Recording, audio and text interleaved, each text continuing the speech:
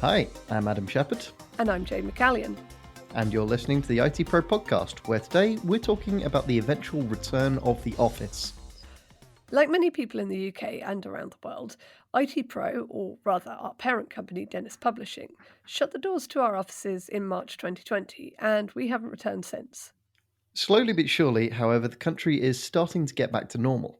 By the time you're listening to this, indoor swimming pools, hairdressers, gyms, and non-essential shops will all be open again. And while we're not ones to tempt fate, with any luck, most restrictions will have been lifted by mid-May and the remainder retired in June. If you're anything like us, you'll immediately be thinking about the return of holidays, beer gardens, and social occasions. But by the end of summer, there will be little reason to keep offices closed, at least from a legal standpoint. But once offices reopen, will we want to go back at all? That's a complicated question, and you'll get different answers depending on who you speak to. This week, we're going to dig into why that is and what the impact of generational differences in attitude might be on the office of tomorrow, with the help of our colleague Sabina Weston, staff writer at ITPro. Sabina, thanks for joining us. Thanks so much for inviting me. It's great to join you on the ITPro Podcast today. So something that's come up quite a lot in the news and stuff is the different experiences that have been had by different age groups. And there is, believe it or not, listeners, about a 15-year age gap between Sabina, who is the youngest, and me, we think. How old are you, Sabina? I'm 24. I'm going to be 25 in September. Yeah, so just under sort of 15 years. And I think it's fair to say that the three of us have had quite different experiences in the pandemic. So, Sabina, what has your experience been, and your kind of how has your living situation, I guess, impacted upon that? So when I first started my job, our job, I mean, mine being a staff writer, it was just over a year ago in February, and I had just moved to London and picked any, honestly, just like the first available room, which, was more or less like in a commuting distance, like to the office. And I didn't know who I would be sharing the flat with. Turns out that my two other flatmates were lovely, and I'm still very good friends with them. But I really just chose like any room, like anything which has like a kitchen, maybe a microwave, you know what I mean? Like just like the bare necessities.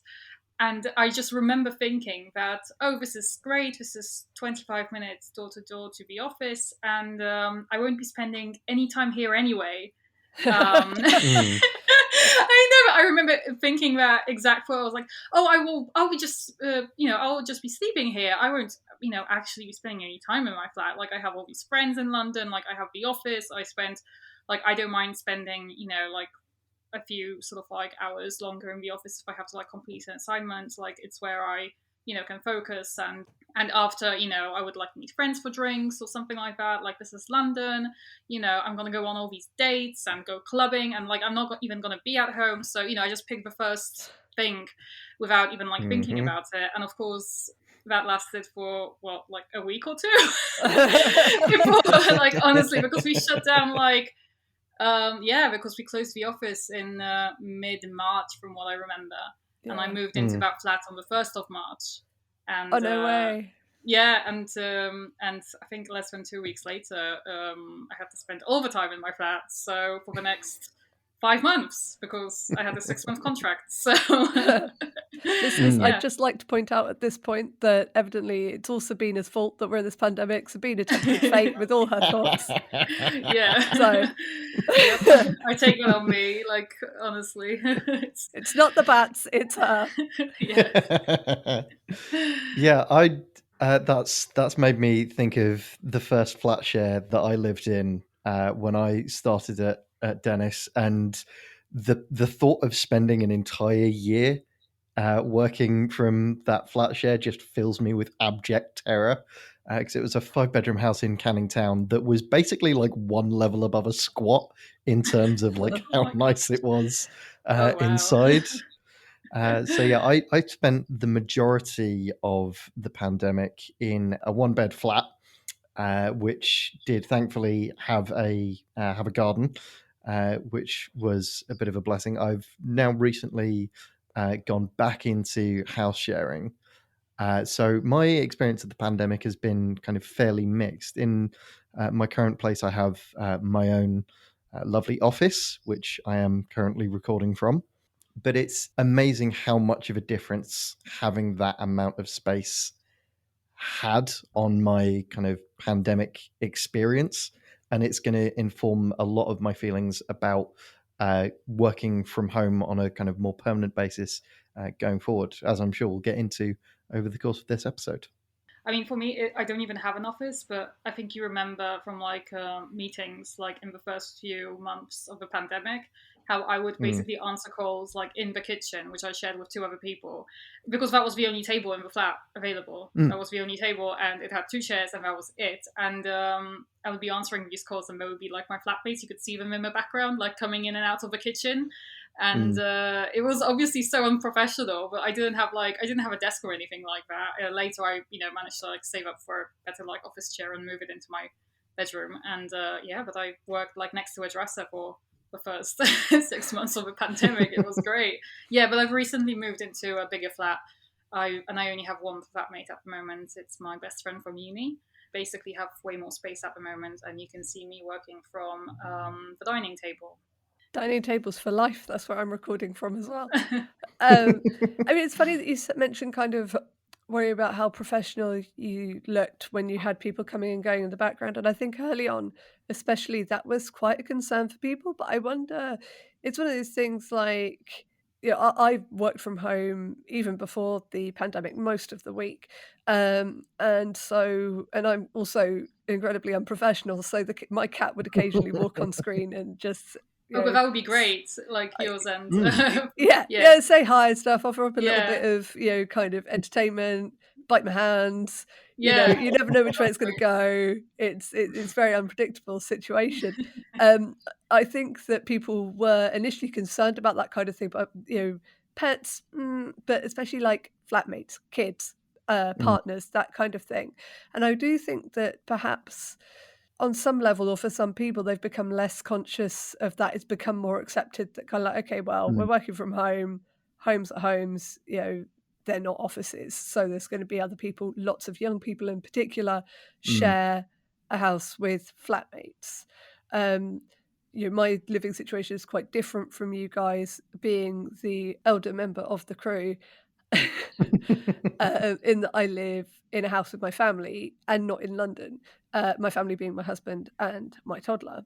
And since nurseries have been back, I don't have to worry about toddlers gate crashing any briefings or whatever. I think I'm kind of a bit of a unique situation, or not unique, but uncommon, in that I was already set up for home working. For me, it's gone from being 3 days a week at home to 5 days a week at home, with occasional sort of young child interludes.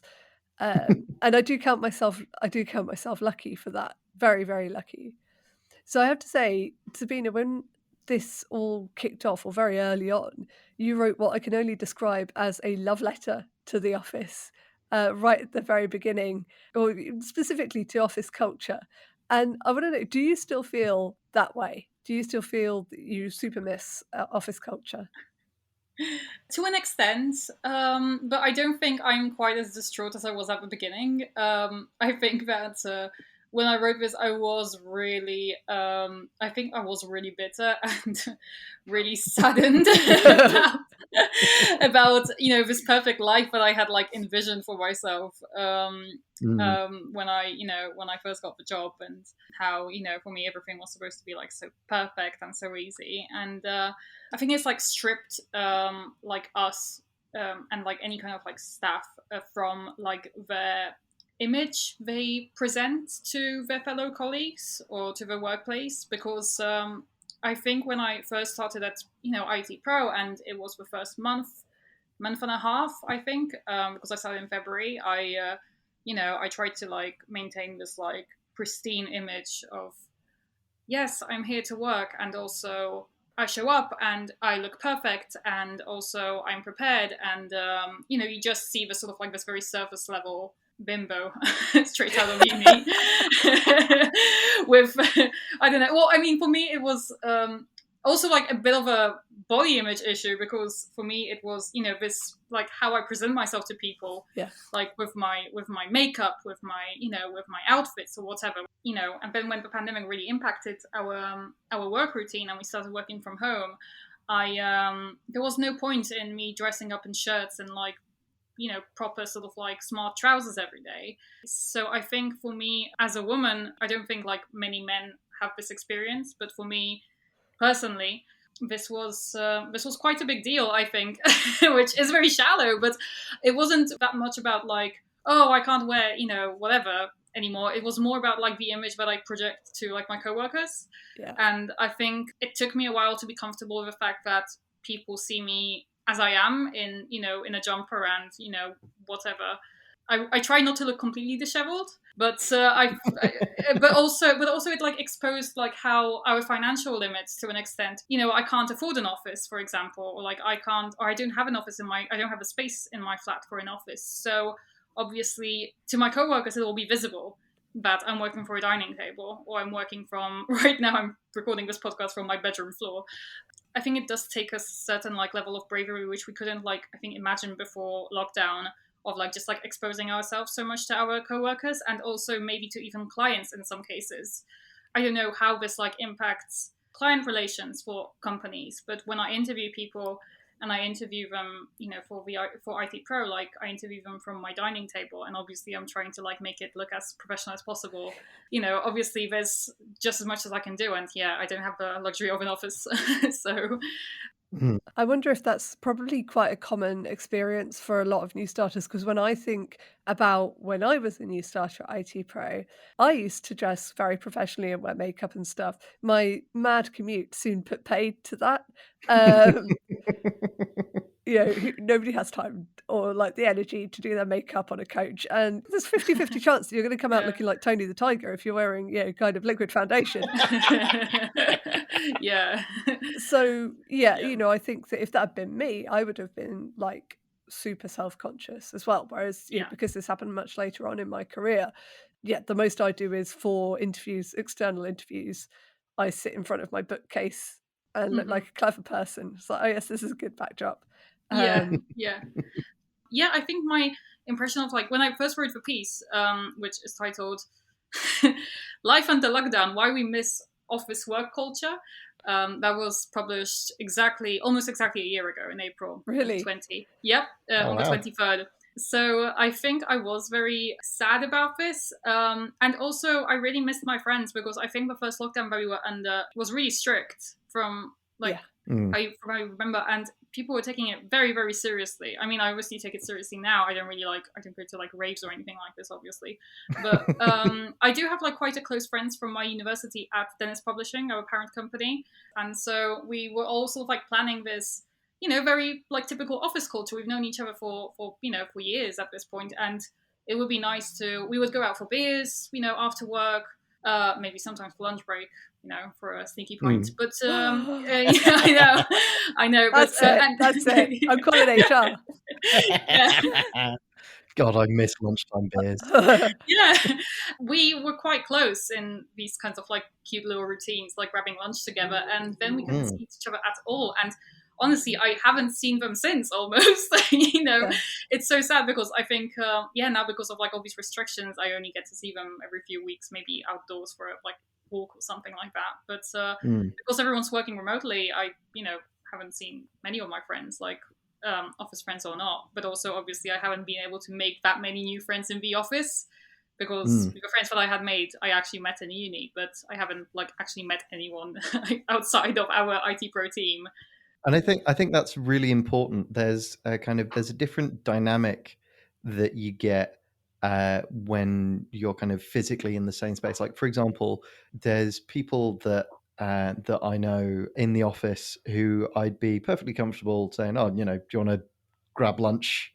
That I wouldn't be comfortable in the same way setting up like a Zoom thing with. There's something very formal about setting up like an actual video call with someone. Yeah, formal and simultaneously intimate. You know, it kind of it feels very kind of weirdly intense. And similarly, kind of going out for drinks after work is an excellent way to pick up office gossip and to get a sense of where the business is, and any kind of trends that are happening that you can't really get kind of outside of that. Definitely. And I have to say that had this pandemic happened in, say, 2017, it would have been a very different experience for me because, contrary to popular opinion, having children actually increases your social life. My social life Really? was entirely Oh, based wow. around work and other tech journalists and PRs and that kind of thing, despite not living in London, was entirely London based. Whereas now I have friends locally who are also parents. And yes, I would have been so isolated if this had happened just a few years ago. Wow. I would have been scrabbling to go back in the office, get on that coach at 5 o'clock in the morning. Are you going to keep doing that once the offices reopen and once lockdowns lift? Well, it's a difficult question, but the answer is no. Yeah. That doesn't seem that difficult. No, it's not a difficult question at all. You're not never going to see me again or anything, but I'm sure I'm not the only person with a longer commute who has found this experience actually much better Oh, yes. than kind of spending hours on trains Yeah. and all that money as well. It just seems nuts, frankly. Yeah, it's definitely the costs, I think, which is a big part of it. I think the time wasted, but also the costs. And I think for, like even my commute, which was around like half an hour, and it still is half an hour, even though I've moved, I think it's still a good £130 per month. Yeah. And that's not with a lovely. starter salary, that's a pretty big chunk of it, actually, of my salary. So, yeah, I've been very grateful to be able to keep this money and, spend it on other stuff. And but definitely with a commute stuff, I think on the topic of commute, there was a study done a few months ago, and it basically said that 40% of employees who are working from home have put in an average of 642 additional hours, equal to 26 extra days since lockdown began back in March. This was published in just at the beginning of September. Basically, it means that a lot of us, were basically swapping this commute time. Like you spend 2.5 hours or 5 hours a day, right? Like going back and forth. Yeah, 5 hours a day. You could use this. You could use this time for, I don't know, sleep, which is a great option. And I think this is a point that like a lot of us have been sleeping way better since lockdown began, because we've been actually able to clock the recommended 8 hours for the first time in our lives, like in many cases. But then also like you could sleep during that time, but if you've already had your 8 hours of sleep, you can then actually use this hour to catch up on work or like prepare something that you need to have prepared. Yeah. And I think a lot of us are finding that we're more comfortable working for longer when we're at home. And I think that does definitely come back to whether or not you have an environment that's conducive to that. If you're working from your dining room table, you're probably not going to it's probably not going to feel as natural to just carry on working for an extra couple of hours as it does if you have a full-on additional office. Well, I mean, I think as I tell you quite a lot because you're my manager, I mean, I really don't have anything else to do. So for me, it's I would in another life I would probably I would probably have a social life and I would probably go places. But now, because of all the restrictions, like it's all I do. Like I really just like spend time in my flat, and I can put the pasta on the stove and like finish whatever feature I'm working on. And I think it's become quite natural for me to work into the evenings, and I find myself even being more productive like in the evening hours. And I think also it's like, I typically finish at about 4:30. I start early. But if I for one night need to work until 6:30, say, or 6, then I'm Wow, going to be, 6. I know, but like I'm going to be downstairs, I'm going to be downstairs and able to just like live my life 15 minutes after I turn off my computer, as opposed to sitting in the office in central London, knowing that the longer I stay, the later it's going to be when I eventually Oh kind of yeah, get through the definitely. door, kind of working till 6:30 at night. it could be gone 10 by the time I actually got into my house. Mm. Adam, we haven't heard from you though. What's your feeling? Are you rearing to go back in the office? Over the time that I've known you, you've gone from please no, don't make me work from home to home working's all right. I don't know where you stand now. So I used to be very not anti-working from home, but I never used to do it a huge amount, which was partly because I didn't have a good setup for it. I was working largely off laptops with no kind of external monitors and all that kind of stuff. But the lockdown has forced me to adapt to that. Of course, now I'm living somewhere where I have a proper office space and living. And you have a second monitor. I have 2 second monitors. Oh, in wow. fact. That's a second computer behind him. 2 second computers, technically. Yeah. I'm slightly over provisioned here. But no, I am definitely looking forward to getting back into the office, and I suspect I will be doing at least a couple of days from the office kind of going forward. But I'm also almost certainly going to do at least a couple of days a week from home, which if you'd asked me that a year ago, very little chance that I would have taken you up on that. So the pandemic has definitely kind of caused me to shift how I think about remote working from my own perspective. Yeah. I think I was very similar because I think I was discussing with you in the early days of pandemic, like a year ago. If everything goes well, if it all goes through or whatever, like we can go to a cafe and work even though the office is closed. But now I don't know. Because I used to miss the office so much. Now I really don't mind working from home because for one thing, it saves me money, it saves me time. I don't know, it gives me like a better working schedule. I don't really have that need anymore to go into the office and, I don't know, show up just for the case of showing up. I would come in definitely, I think maybe 2 days a week or 3 days a week in the ideal scenario. But I'm not too attached anymore to to office working culture.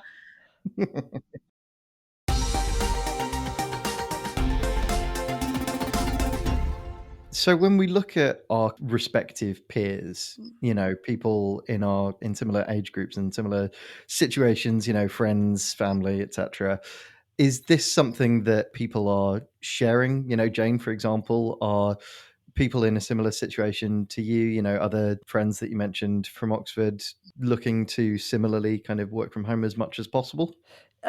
Yeah, I think so. And I was speaking to a friend of mine who is actually in Dublin, but same age, and yet she's now looking for a 100% remote job.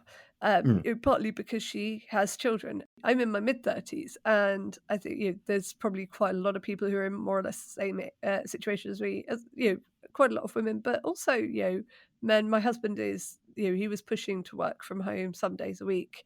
Anyway, I'm very much hoping that this is going to be kind of the death of presenteeism. So there is more flexibility. There is this opportunity to work from home, and I think even if it's not fully remote, I think that a lot of people my age, a lot of people I know of my age, are largely looking to work from home where they have the opportunity. So at least a couple of days a week.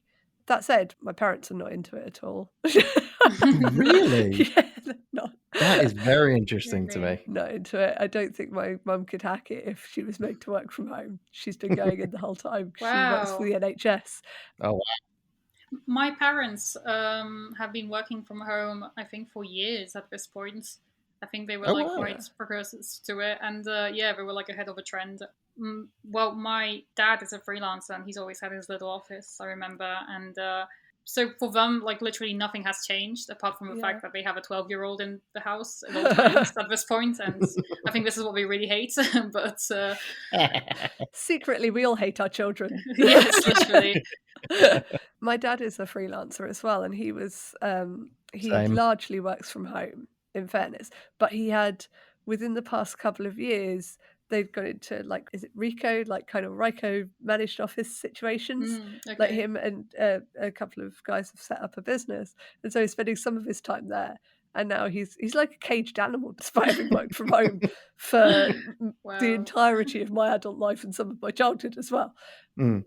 Well, So I think that's a really important thing, though, because there's been a lot of talk about kind of the differences between working from home as a choice that somebody has made and having to work from home because you literally can't leave your house. yeah, And Mm. it is a very different thing. And I think there is absolutely an argument to say, yeah, even if you haven't enjoyed working from home over the last year, that doesn't mean that you wouldn't enjoy working from home more on your own terms. yes, yeah, I think that's I key. think it's very important to draw that distinction. Yeah, I think it is the question really is choice. Yeah, And I think that's where we're absolutely. going to end up from a lot of what I've read, written, edited, is that we're going to end up with a lot more choice, with Mm, less presenteeism, more flexibility, more of coming into the office when there is something to come into the office for. There yeah, is the odd business that's kind of like just upstaked, I think smaller businesses and said, you know what, it's not worth the rent. Like, let's yeah. all work from home. We've all got setups that work for us. There is one business that I spoke to a while ago who was like, "No, we're coming back. Everyone has to come back 5 days in the week in the office." Uh, And kind of like that. Sure, that exists as well. It exists a bit more in America, I think, than over here. Uh, mm. like I do think that there will be across all businesses at least some level of allowance for remote working Well, I because think the ones that don't will quickly find that their staff leave them yeah, yeah. Mhm. because in like a huge amount of my peers, so I'm in my late 20s.